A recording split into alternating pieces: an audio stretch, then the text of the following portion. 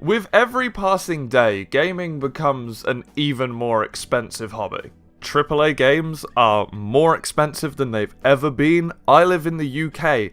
That's gonna push you back about £70.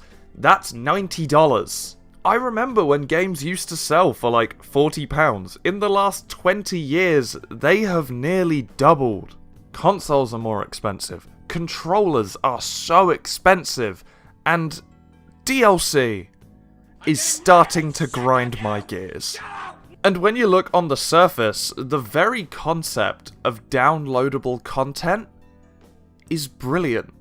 Your favorite game can get expanded. For a small price, you're gonna get a bit more of that magic.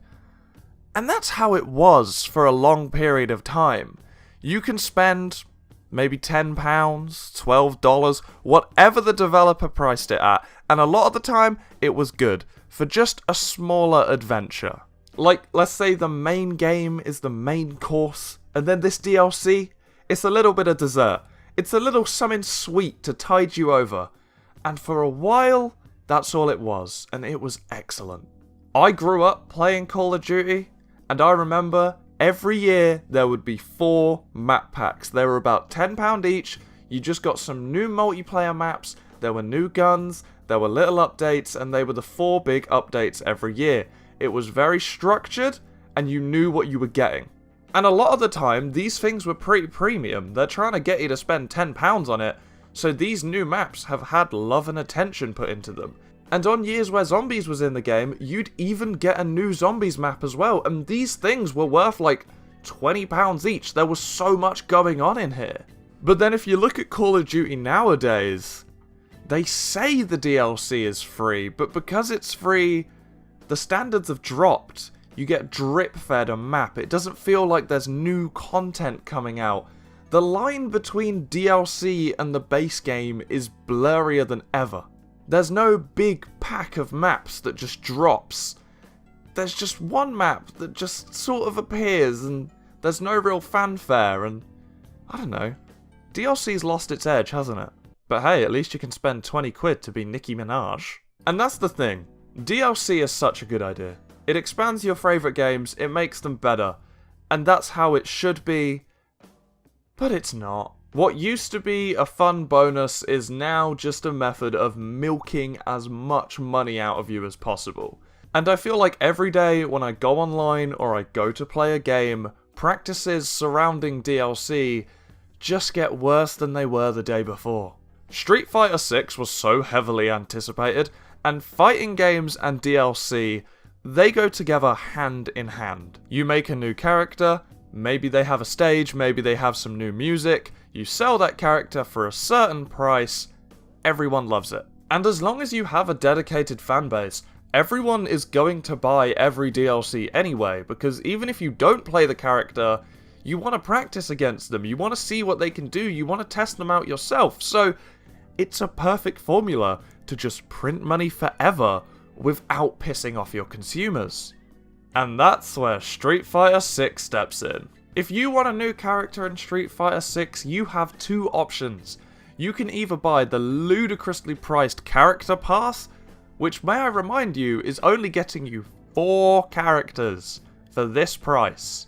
Smash Ultimate has its flaws, but the character pass was $25, and you got 5 characters, each of which had their own stage, their own music. They were normally some wild out there character which probably cost a lot of money to get in the game. They were represented so well. Whereas here you get 4 standard Street Fighter characters for this. But you want to know what's worse? If you want to buy one character, take a look at the store page here. You see you can't buy them? No. You have to go into Street Fighter 6 and buy them with fighter coins. The Street Fighter 6 in-game currency. One fighter costs 350 coins. The smallest amount of coins you can buy is 250 for $5, and the second smallest amount is 610 for $12. I think you see where this is going. So, let's say you just want Rashid. You have to spend $10. That's the minimum you can spend. And if you want 2 characters, the second smallest lot of coins ain't even gonna cut it for you. The fear of missing out mentality that comes with a new fighting game character is really exploited with these coins, because you're always going to be left with an overdrafted amount of coins. So that either encourages you, once you've bought your character, to buy more coins just to buy something else, say an outfit or a costume, or the character you don't really want to buy, you're sort of just encouraged to buy more coins to buy them. Or your final option is to just let your own coins go to waste, thus making you question why you spent that much money in the first place. Literally, while I was writing this video, new costumes came out as well, and to be honest, they're pretty good, but you'll never guess how much they cost. Yep, they cost 300 coins. Again, not an exact amount. I dabble in a little bit of this game from time to time, but I only play one character. I only play Jamie. And to be honest, I really like his outfit 3. But unfortunately, I'm not going to buy it because it's not worth that much money. And do I want another skin? No. And it's fighting games in general. Mortal Kombat's combat pack costs £35. That's $45. Like, yeah, you get 6 fighters, and you get some cameo fighters, and then you get some really cool things like Homelander or Peacemaker. But what you have to consider is, bringing it back to Smash, their second DLC pack was $30, and you got 6 characters, 6 stages, and one of them was Minecraft Steve! That is far better value than what Mortal Kombat's offering. I cannot believe that I am defending Nintendo's business practices. Even taking the attention away from fighting games for a moment, nefarious business practices surrounding DLC are just everywhere. Atlus, I love you, and Persona is a candidate for my favourite video game series of all time, but these guys absolutely love Day 1 DLC.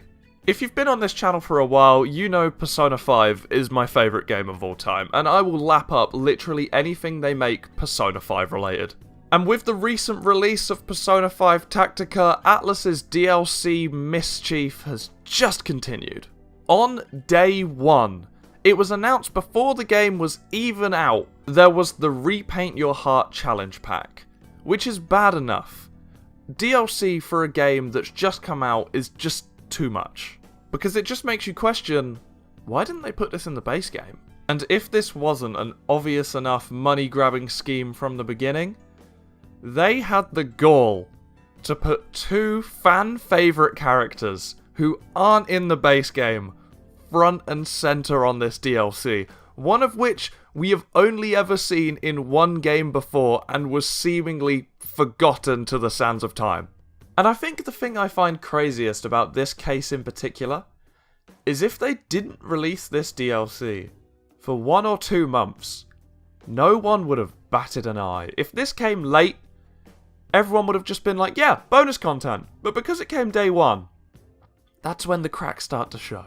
Atlus just couldn't wait to fire up their money printer, and boy did we pay the price.